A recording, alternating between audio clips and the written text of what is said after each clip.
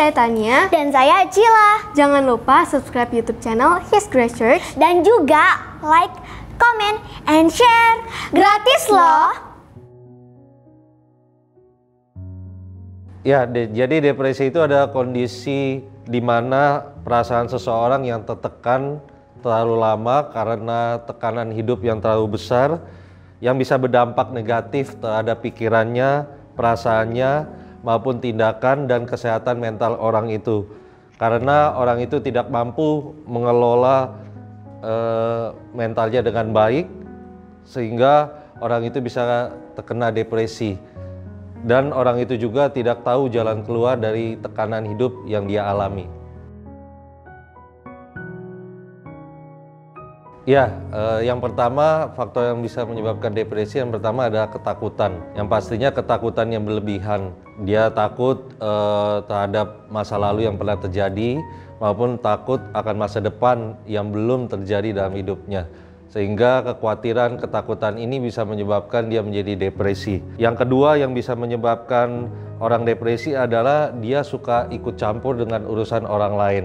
Sedangkan dia punya beban yang berat, dia punya masalah yang belum terselesaikan, tapi dia suka ikut campur dengan urusan orang lain sehingga bebannya bertambah, sehingga dia tidak bisa mengendalikan beban masalahnya sehingga dia mengalami depresi. Yang ketiga yang bisa menyebabkan depresi yaitu orang ini terlalu menilai berlebihan tentang suatu keadaan atau masalah yang dialami oleh hidupnya. Jadi depresi itu bisa dialami oleh semua orang. Jadi ketika kita mengalami depresi, ya kita biasa-biasa saja. Karena orang lain pun mengalami seperti itu. Jadi kita tidak harus berpikir hanya kita yang mengalami depresi dalam hidup ini. Yang keempat, kenapa orang bisa depresi yang saya ingin bagikan, yaitu terlalu keras berpikir tentang apa yang tidak harus dia pikirkan. Jadi semestinya kita hanya berpikir apa yang harus kita pikirkan. Karena Tuhan bilang, kekhawatiran hanya untuk satu hari, tidak usah khawatir untuk hari esok. Jadi kita tidak harus terlalu keras berpikir tentang apa yang tidak perlu kita pikirkan. Jadi ada 4M yang akan dialami oleh orang yang depresi. Yang pertama, orang itu akan melarikan diri dari masalah. Dia tidak berani menghadapi masalahnya, sehingga ketika dia melarikan diri bukannya masalah itu selesai, tetapi dia akan menjadi depresi karena tekanan dari masalah itu sendiri. Yang kedua yaitu dia akan mengunci diri. Dia akan keluar dari komunitas, dari komsel yang ada di gerejanya. Dia akan menjauhkan diri dari pertemuan-pertemuan ibadah, bahkan dia menjauhkan diri dari Tuhan. Yang ketiga yang akan dialami yaitu dia akan mengingat masalah terus-menerus daripada dia mengingat kebaikan Tuhan. Jadi orang yang depresi fokus pikirannya, ingatannya hanya mengingat masalahnya itu, sehingga dia tidak mampu beban pikirannya untuk berpikir tentang masalah itu. Bukannya dia mestinya dia mengingat akan kebaikan Tuhan. Yang keempat, dia akan menuduh dirinya terus-menerus, merasa bersalah karena kesalahan dia, sehingga masalah bisa terjadi. Sehingga ketika dia menuduh terus-menerus dirinya, itu yang akan membuat dia akan semakin mengalami depresi. Yang harus diingat ada dua hal. Yang pertama, ingat selalu akan kebaikan Tuhan. Bahwa Tuhan akan selalu menyertai kita dalam segala hal. Bahkan Roma 8 ayat 28 bahwa kita tahu sekarang bahwa Allah turut bekerja dalam segala sesuatu untuk mendatangkan kebaikan. Jadi yang harus kita ingat bukan masa lalu, bukan masalah yang kita hadapi, tapi yang kita harus selalu ingat adalah penyertaan Tuhan senantiasa sampai akhir zaman. Yang kedua yang harus kita ingat adalah bahwa semua orang pasti dan bisa mengalami depresi. Yang kita harus ingat adalah bukan hanya kita saja yang bisa mengalami depresi, tapi semua orang di dalam dunia ini punya potensi untuk mengalami depresi.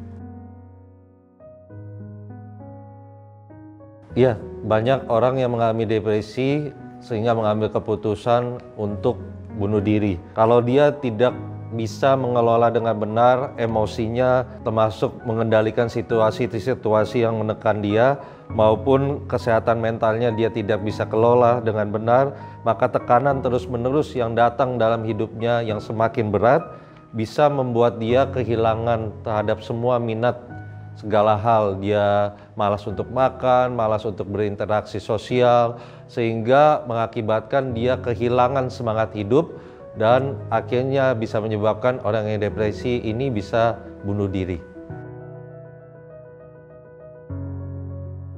Ya, tips supaya kita bisa keluar dari keadaan depresi yang kita alami, yang pertama ya biasa-biasa saja. Biasa-biasa saja ketika mengalami masalah, karena kita tahu semua orang di dunia ini punya potensi untuk mengalami depresi seperti yang kita alami, bahkan bisa lebih berat depresinya dari yang kita alami. Dalam firman Tuhan 1 Petrus 4 ayat 12 dan 13 kan ditulis bahwa jangan ketika kita mengalami api siksaan, masalah, pencobaan, jangan kita menganggap itu hal-hal yang luar biasa.